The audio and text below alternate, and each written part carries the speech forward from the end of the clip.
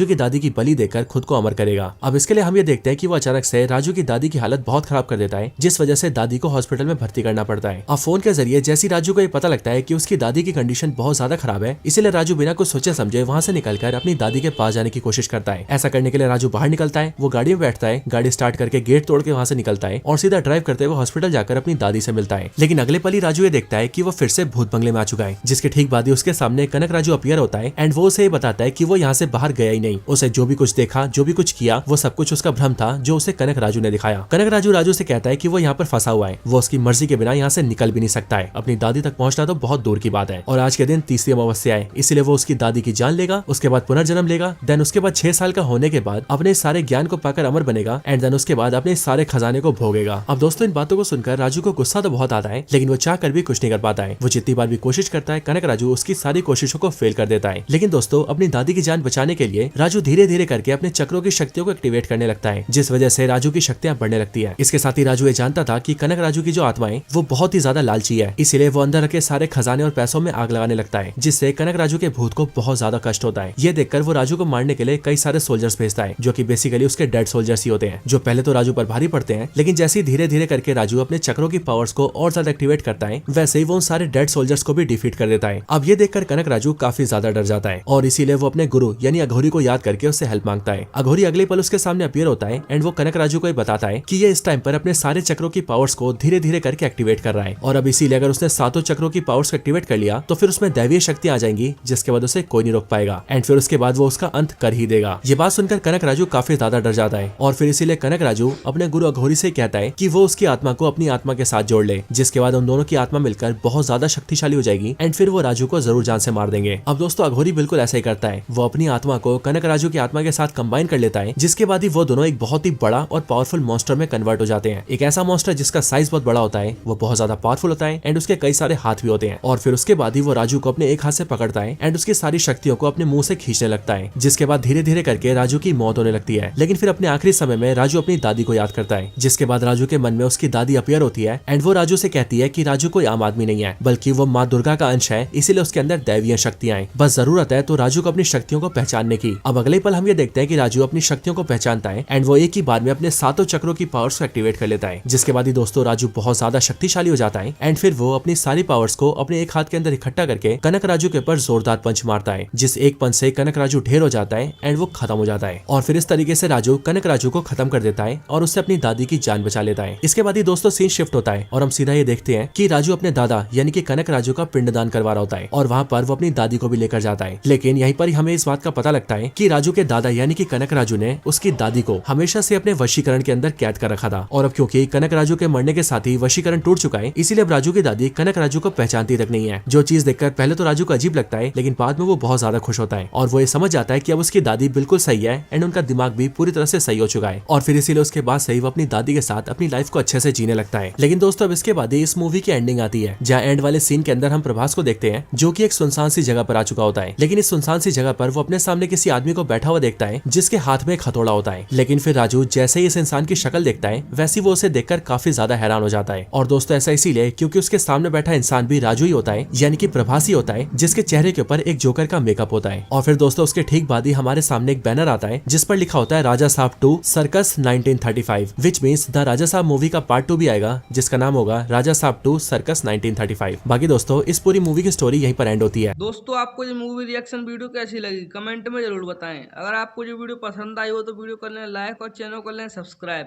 और इस video credit जाता है BBN रिव्यू यूट्यूब चैनल को, तो बाकी चैनल का लिंक डिस्क्रिप्शन में जाके जरूर सब्सक्राइब करें। आपको मिलते हैं ऐसी एक और नई वीडियो में।